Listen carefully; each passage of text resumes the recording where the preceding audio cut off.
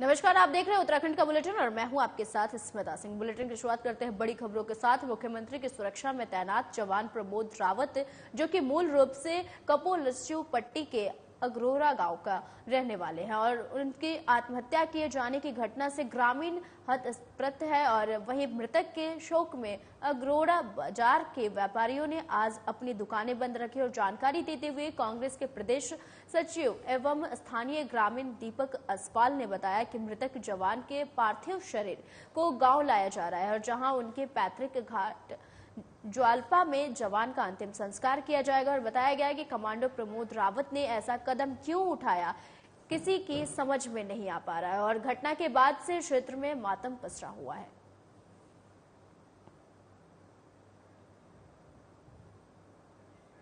आपको बता दें कि सीएम की सुरक्षा में तैनात जवान की मृत्यु हो गई और मृत्यु के बाद शोक की लहर ग्राम में फैला हुआ और व्यापारियों ने आज धरना प्रदर्शन दिया और दुकानें बंद रखी। इसको लेकर आपको बता दें कि घटना के बाद से क्षेत्र में वही मातम पसरा हुआ है। साथ ही आपको ये खबर पौड़ी से है, जहां सीएम की सुरक्षा में तैनात जवान की मौत हो गई है। मौत के बाद आपको बता दें कि घटना के बाद क्षेत्र में मातम पसरा हुआ है।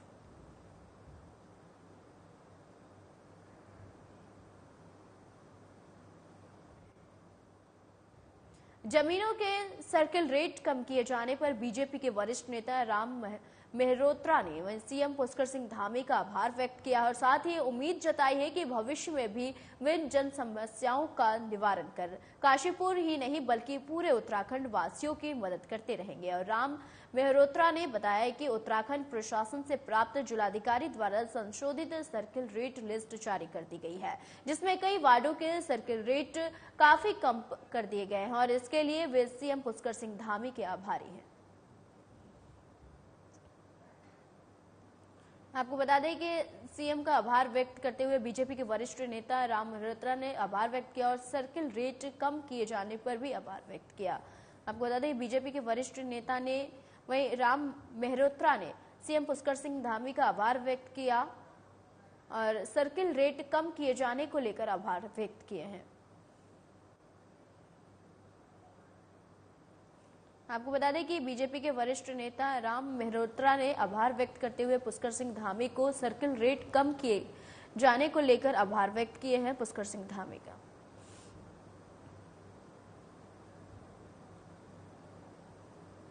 देखिए, काशीपुर की जनता पिछले काफी दिनों से सर्किल रेटों को लेकर परेशान थी, क्योंकि यहाँ पर सर्किल रेट बहुत ज़्यादा बढ़ा दिए गए थे और उसके लिए हमने माननीय अपने मुख्यमंत्री पुष्कर सिंह धामी जी से निवेदन किया था कि सर्किल रेटों को थोड़ा कम किया जाए, जिससे यहाँ की जनता को राहत मिले। तो मैं पहले तो अपने यशस्वी युवा मुख्यमंत्री और त्वरित निर्णय लेने वाले मुख्यमंत्री माननीय पुष्कर सिंह धामी जी का आभार व्यक्त करता हूँ, उनका धन्यवाद करता हूँ कि उन्होंने सर्किल रेटों को यहाँ पर कम करने का काम किया। वही अगली खबर अल्मोड़ा से, जहां अल्मोड़ा में राष्ट्रीय विश्व हिंदू परिषद और बजरंग दल के कार्यकर्ताओं ने इस्लामिक कट्टरपंथी का पुतला दहन कर विरोध दर्ज किया है और ये विरोध दिल्ली में हुए साक्षी हत्याकांड को लेकर किया गया है। नारेबाजी करते हुए कहा कि आज भारत में जिस तरह से धर्म परिवर्तन किया जा रहा है, उसको राष्ट्रीय हिंदू परिषद बर्दाश्त नहीं करेगा। और उन्होंने साक्षी के हत्याओं को फांसी पर वही हत्याओं को जो करने वाले हैं उनको फांसी पर लटकाने की बात कही। आपको बता दें कि दिल्ली के साक्षी हत्याकांड को लेकर आज प्रदर्शन किया गया अल्मोड़ा में और आपको बता दें कि इस्लामिक कट्टरपंथी का विरोध भी जताया गया। साथ ही साथ आपको बता दें कि अल्मोड़ा में आज दिल्ली के साक्षी हत्याकांड को लेकर विरोध प्रदर्शन किया गया और वहां पर हत्या करने वाले के खिलाफ सख्त से सख्त सजा करने की भी मांग उठाई गई। आपको बता दें कि बीएचपी के सभी कार्यकर्ता ने विरोध प्रदर्शन किया दिल्ली के साक्षी हत्याकांड को लेकर आज अल्मोड़ा में और प्रदर्शन करते हुए हत्यारे के खिलाफ सख्त कार्रवाई करने की मांग उठाई।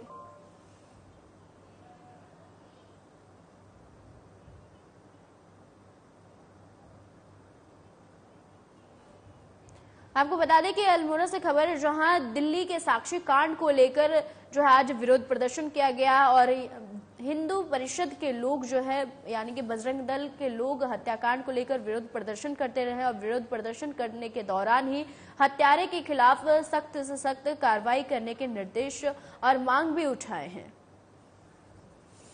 आपको बता दें कि दिल्ली के वहीं साक्षी हत्याकांड को लेकर आज विरोध प्रदर्शन किया गया। अल्मोड़ा में इस्लामिक कट्टरपंथी को लेकर यहाँ पर विरोध प्रदर्शन किया गया। तस्वीरों में आप देख सकते हैं कि विरोध प्रदर्शन करते हुए बजरंग दल के कर्मचारी और कार्यकर्ता यहाँ शामिल हैं, जो कि विरोध प्रदर्शन कर रहे हैं साक्षी हत्याकांड को लेकर और हत्या में शामिल हत्यारे के खिलाफ विरोध प्रदर्शन कर रहे हैं ताकि जल्द से जल्द उन्हें सजा मिले।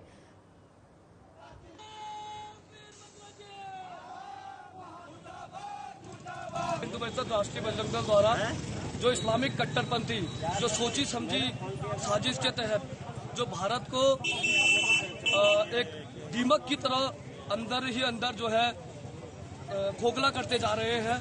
इसी प्रकार जो हमारी दिल्ली में एक घटना हुई थी, बहन जो साक्षी थी वो एक मुसलमान जो लड़का था जो हिंदू बताकर अपने को हिंदू बताता था, हाथ में कलावा बांधता था, उसने जो है हमारी बहन की हत्या कर दी। उसका कारण क्या रहा कि उसने जो है अपना जो धर्म है वो बदलने के लिए इनकार कर दिया और एक सोची समझी साजिश के एक साक्षी ही नहीं, हमारे देश की कई ऐसी बहनें हैं।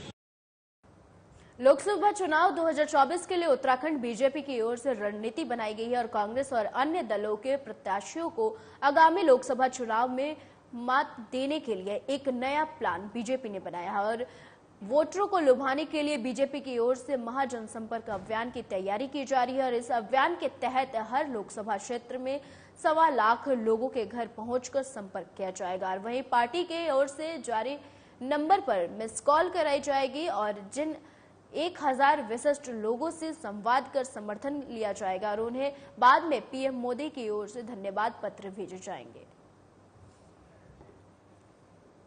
आपको बता दें कि लोकसभा चुनाव 2024 के लिए उत्तराखंड में बीजेपी की ओर से रणनीति बनाई गई है और कांग्रेस और अन्य दलों के प्रत्याशियों को आगामी लोकसभा चुनाव में मात देने के लिए एक नया प्लान भारतीय जनता पार्टी ने तैयार किया है। वोटरों को लुभाने के लिए भारतीय जनता पार्टी की ओर से महाजनसंपर्क अभियान की तैयारी की जा रही है। इस अभियान के तहत हर लोकसभा क्षेत्र में 1.25 लाख लोगों के घर पहुंचकर संपर्क किया जाएगा। वहीं पार्टी की ओर से जारी नंबर पर मिस्ड कॉल दी जाएगी और जिन 1000 विशिष्ट लोगों से संवाद कर समर्थन लिया जाएगा उन्हें बाद में प्रधानमंत्री मोदी की ओर से धन्यवाद पत्र भेजे जाएंगे।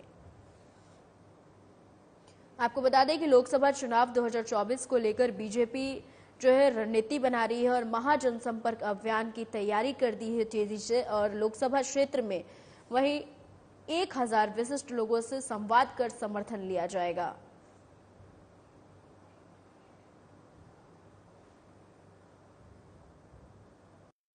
कांग्रेस की कथनी और करनी में बहुत ज्यादा फर्क है। ये एक तरफ कहते हैं कि भाजपा एकदम बेकार की सरकार रही है और भाजपा से हमें बहुत ज्यादा खफा है और भाजपा से कुछ भी सीखने को नहीं मिलता है। दूसरी तरफ ये हमसे ही सीखते हैं और हमारे ही पद चिन्हों पर चलते हैं, जैसे कि बूथ सम्मेलन को देते हैं और बूथ सशक्तिकरण का अभियान लेते हैं। तो इन्होंने हमसे सीखकर बूथ पे कार्य करना शुरू किया था और अभी जैसे ही हमने शुरू किया जनसंपर्क अभियान तो इन्होंने भी जनसंपर्क अभियान शुरू किया। तो ये हमसे ही सीखते हैं। इस वर्ष मौसम में बेहिसाब बदलाव देखने को मिला है और अप्रैल और मई के महीने में जब अक्सर गर्मी पड़ती है वहीं इस साल के इस दौरान झमाझम बारिश देखने को मिली है। जहां एक तरफ लगातार हो रही बरसात ने आम जन को गर्मी से निजात देने का काम किया है तो दूसरी तरफ डेंगू जैसी बीमारियों का खतरा भी बढ़ता हुआ नजर आ रहा है। आलम यह है कि डेंगू का मच्छर जो मानसून के सीजन में देखने को मिलता था वो अब गर्मियों में भी पनपने लगा है। दून अस्पताल के मुख्य चिकित्सा अधीक्षक डॉक्टर वाइड रिजवी बताया कि डेंगू इस तरह से घातक साबित हो सकता है और साथ ही किस तरह के डेंगू से बचा जा सके और इसके सुझाव में उनके द्वारा दिए गए हैं निर्देश।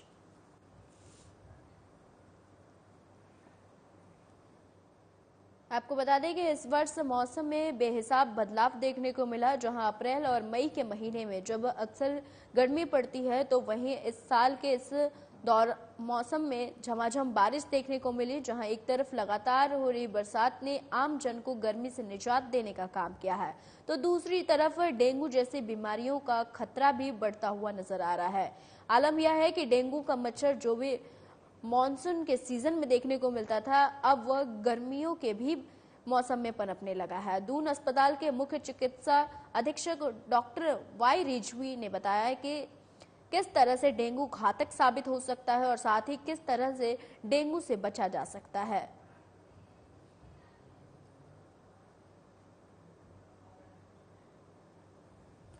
आपको बता दें कि इस वर्ष मौसम में बेहिसाब बदलाव देखने को मिला है। अप्रैल और मई के महीने में जब अक्सर गर्मी पड़ती है, तो वहीं इस साल के इस दौरान जो है साल में झमाझम बारिश देखने को मिली है, जहां एक तरफ लगातार बरसात ने आम जन को गर्मी से निजात देने का काम किया, तो दूसरी ओर वहीं डेंगू जैसी बीमारियों का खतरा भी बढ़ता हुआ नजर आ रहा है। दरअसल आपको बता दें कि डेंगू का मच्छर जो मानसून के सीजन में देखने को मिलता था, वह अब गर्मियों के भी मौसम में पनपने लगा है। दून अस्पताल में ऐसे केसेस सामने आए हैं, जिसपर दून अस्पताल के मुख्य चिकित्सा अधीक्षक डॉक्टर वाई रिजवी ने बताया कि किस तरह से डेंगू घातक साबित हो सकता है और डेंगू जैसे मच्छरों से कैसे बच सकते हैं, इसको लेकर बातचीत की।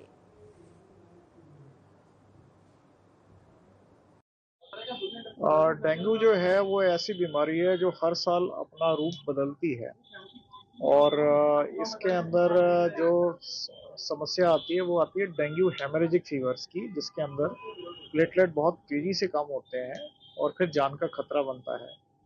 आमतौर पे हर एक वायरल फीवर के साथ प्लेटलेट्स लेवल जो होता है, जो कि खून की एक ऐसा तरह के पार्टिकल्स होते हैं जो हमारी ब्लीडिंग टेंडेंसी को रोकते हैं, वो आमतौर पे हर एक वायरल फीवर के बाद कम हो जाते हैं। लेकिन डेंगू के बाद ये बहुत तेज़ी से कम होते हैं और कभी कभी इनकी जो नंबर है वो 25,000 से ज़्यादा कम हो जाती है।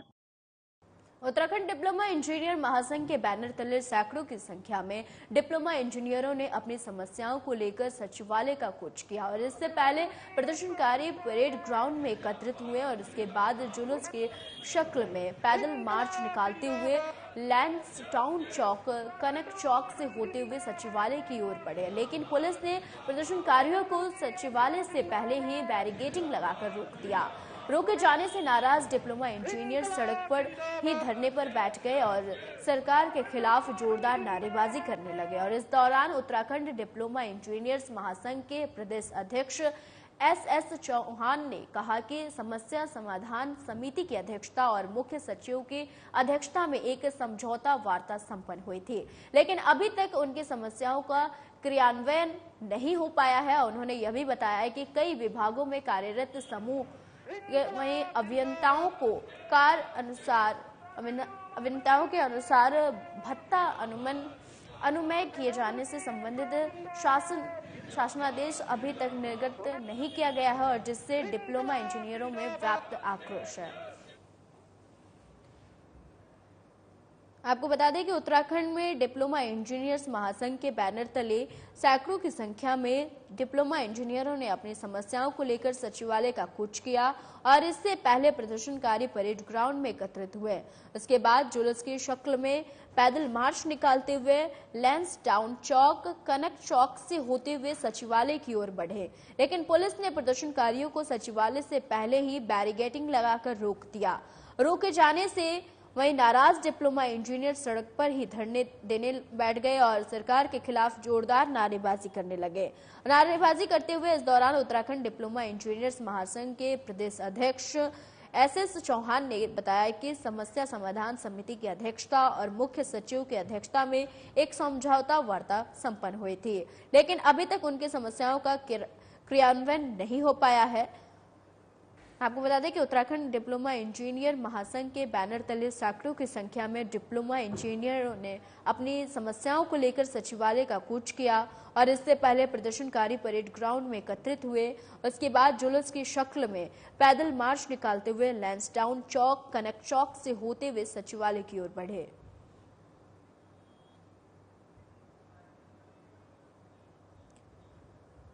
आपको बता दें कि उत्तराखंड डिप्लोमा इंजीनियर महासंघ के बैनर तले सैकड़ों की संख्या में डिप्लोमा इंजीनियरों ने अपनी समस्याओं को लेकर सचिवालय का कूच किया। इससे पहले प्रदर्शनकारी परेड ग्राउंड में एकत्रित हुए और इसके बाद जुलूस की शक्ल में पैदल मार्च निकालते हुए लैंसडाउन चौक, कनक चौक से होते हुए सचिवालय की ओर बढ़े, लेकिन पुलिस ने प्रदर्शनकारियों को सचिवालय से पहले ही बैरिकेडिंग लगाकर रोक दिया और रोके जाने से नाराज डिप्लोमा इंजीनियर्स सड़क पर ही धरने पर बैठ गए और सरकार के खिलाफ जोरदार नारेबाजी करने लगे। इस दौरान उत्तराखंड डिप्लोमा इंजीनियर्स महासंघ के प्रदेश अध्यक्ष एस चौहान ने कहा कि समस्या समाधान समिति की अध्यक्षता और मुख्य सचिव की अध्यक्षता में एक समझौता वार्ता संपन्न हुई थी, लेकिन अभी तक उनकी समस्याओं का क्रियान्वयन नहीं हो पाया है। उन्होंने यह भी बताया कि कई विभागों में कार्यरत समूह के अभियंताओं को अनुसार वहीं अनुरक्षण भत्ता अनुमय किए जाने से संबंधित शासनादेश अभी तक निर्गत नहीं कराया गया है। हमारी मांगे नहीं है, समस्याएं हैं।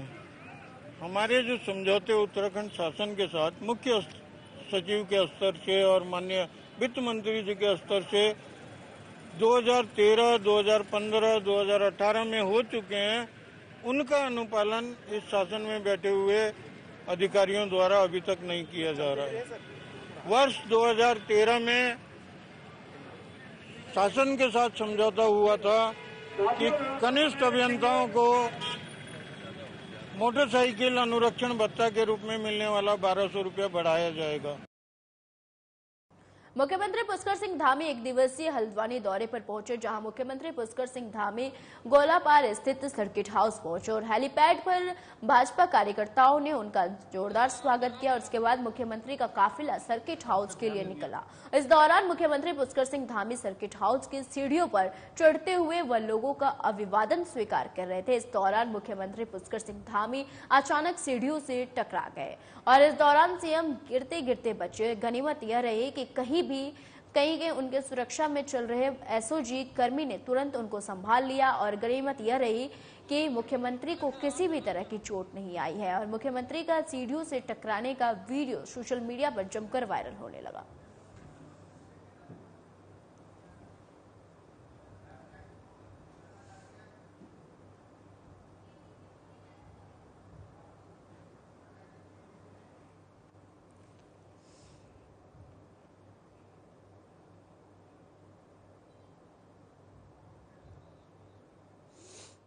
आपको बता दें कि मुख्यमंत्री पुष्कर सिंह धामी एक दिवसीय दौरे पर हल्द्वानी पहुंचे, जहां मुख्यमंत्री पुष्कर सिंह धामी गोलापार स्थित सर्किट हाउस पहुंचे और हेलीपैड पर बीजेपी कार्यकर्ताओं ने उनका जोरदार स्वागत किया और उसके बाद मुख्यमंत्री का काफिला सर्किट हाउस के लिए निकला और इस दौरान मुख्यमंत्री पुष्कर सिंह धामी सर्किट हाउस की सीढ़ियों पर चढ़ते हुए वह लोगों का अभिवादन स्वीकार कर रहे थे।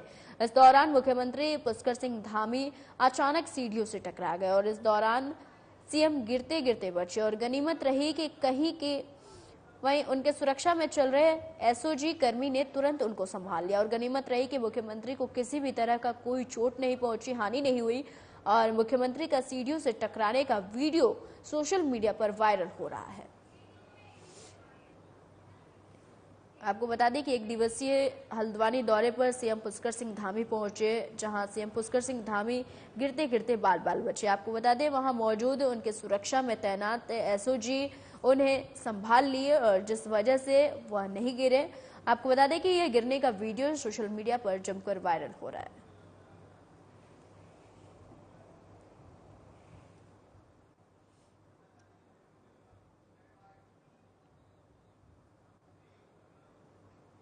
देहरादून के दीनदयाल पार्क पर आस्था इलेक्ट्रॉनिक्स देहरादून ने धरना दिया और आस्था इलेक्ट्रॉनिक के प्रोजेक्ट मैनेजर चंदन शर्मा ने बताया कि देहरादून नगर निगम क्षेत्र में EESL और नगर निगम देहरादून के लिए पिछले 5 सालों से स्ट्रीट लाइटों का लगाने का कार्य कर रही। उन्होंने बताया कि कंपनी को पिछले 2 सालों से लाइट मेंटेनेंस का बकाया EESL और नगर निगम की आपसी खींचतान के कारण नहीं दिया गया है और चंदन शर्मा ने यह भी बताया कि 2 साल से बिना भुगतान के आस्था इलेक्ट्रॉनिक्स कंपनी कार्य कर रही थी और पेमेंट न मिलने से हमारी कंपनी के कर्मचारियों को सैलरी देने में 2 से 3 माह का विलंब हो गया।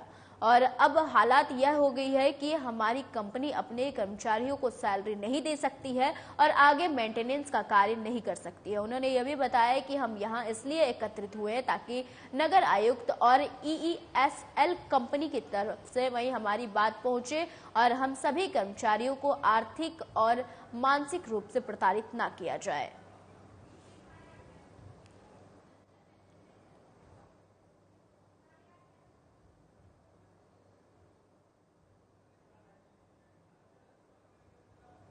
आपको बता दें कि देहरादून के दीनदयाल पार्क पर आस्था इलेक्ट्रॉनिक्स देहरादून ने धरना दिया और आस्था इलेक्ट्रॉनिक के प्रोजेक्ट मैनेजर चंदन शर्मा ने बताया कि देहरादून नगर निगम क्षेत्र में वहीं EESL और नगर निगम देहरादून के लिए पिछले 5 सालों से स्ट्रीट लाइटों का लगाने का कार्य चल रहा है और उन्होंने यह भी बताया कि कंपनी को पिछले 2 सालों से लाइट मेंटेनेंस का बकाया EESL और नगर निगम की आपसी खींचतान के कारण नहीं दिया गया है। चंदन शर्मा ने बातों बात में यह भी बताया कि 2 साल से बिना भुगतान के आस्था इलेक्ट्रॉनिक्स कंपनी कार्य कर रही है।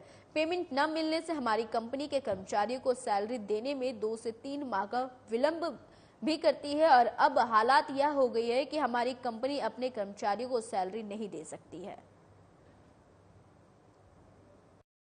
मैं आपको बुरी बात बताना चाहता हूँ, नगर निगम ने EESL कंपनी से कांटेक्ट कर रखा है, वो लाइटें प्रोवाइड करवाती है और सर्विस प्रोवाइड करवाती है। EESL कंपनी से हमने कांटेक्ट लिया है मेंटेनेंस का, ठीक है ना सर। अब मामला सिर्फ ये है सर कि जब भी हम काम करते हैं तो हमें हर साल सेटिस्फैक्ट्री सर्टिफिकेट हर महीने जारी होता है। जब से हम पिछले 5 साल से करें तो 4 साल कोई दिक्कत नहीं आई हमें। जब से नए नगर आयुक्त महोदय आए हैं तब से ये हमें सेटिस्फैक्ट्री सर्टिफिकेट नहीं दे रहे हैं। उस सर्टिफिकेट में लिखा होता है कि हाँ जी आपने इस महीने कंप्लेंट पूरी कर ली और हम संतुष्ट हैं, ठीक है ना सर। अब हो क्या रहा है कि उसका बहाना लेके EESL कंपनी हमारा पेमेंट नहीं कर रही है 1 साल से, जबकि मजाक वाली बात यह है सर कि मार्च 2023 तक का EESL कंपनी को सारा पैसा मिल चुका है और नगर निगम वालों ने भी उन्हें दे दिया है पैसा सारा। अगर पैसा दे दिया है तो किस आधार पर दिया है? अगर हम गलत काम कर रहे हैं या हम हमारे से संतुष्ट नहीं है वो, तो पैसा आपने जारी कर दिया है ना, तो सर्टिफिकेट भी आप दे ही सकते हैं, उसमें क्या दिक्कत आ गई? लक्सर में MHH यूनानी आयुर्वेदिक पैरामेडिकल कॉलेज में आयुष वेलनेस सेंटर का उद्घाटन किया गया और जिसका उद्घाटन नर्मदा गोसाई रजिस्ट्रार भारतीय चिकित्सा परिषद देहरादून उत्तराखंड ने किया। और नर्मदा गोसाई ने कहा कि आज पूरे विश्व ने योग के महत्व को पहचाना है। वहीं आयुर्वेदिक और यूनानी को प्राचीन काल से निरोगी रहने और ऋषि मुनियों की योग और प्राणायाम विधियों पर भी प्रकाश डाला है। वहीं MHH यूनानी आयुर्वेदिक पैरामेडिकल कॉलेज के चेयरमैन डॉक्टर यूसुफ ने कहा कि नित्य योग और प्राणायाम करने से मानसिक शारीरिक समस्याएं दूर रहती है और जिसके चलते लक्सर क्षेत्र में भी जनता के लिए हेल्थ एंड वेलनेस सेंटर का उद्घाटन किया गया है।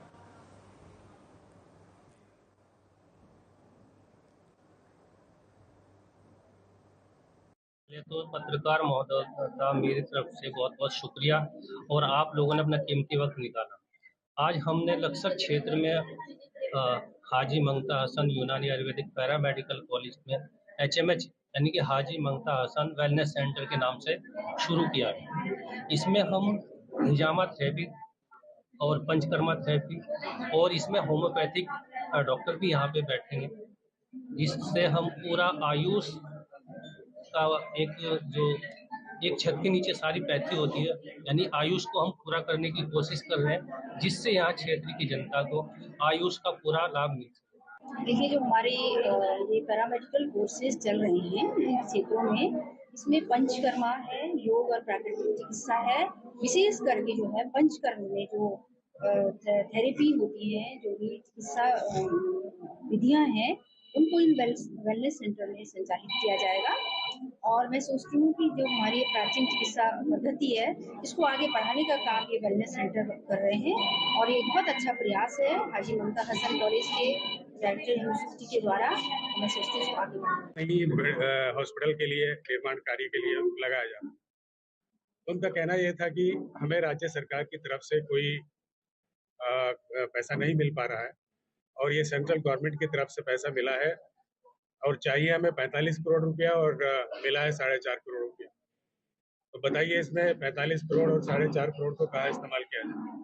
तो लिहाजा हमने ये किया कि इस 4.5 करोड़ को वापस करके एक दूसरी डीपीआर सेंट्रल गवर्नमेंट को भेजी जा रही है, जैसे कि सेंट्रल गवर्नमेंट ही पूरा पैसा रिलीज करे और ये यूनानी मेडिकल कॉलेज का निर्माण कार्य शुरू हो। उत्तराखंड के बुलेटिन में फिलहाल के लिए इतना ही। मुझे दीजिए इजाजत। नमस्कार।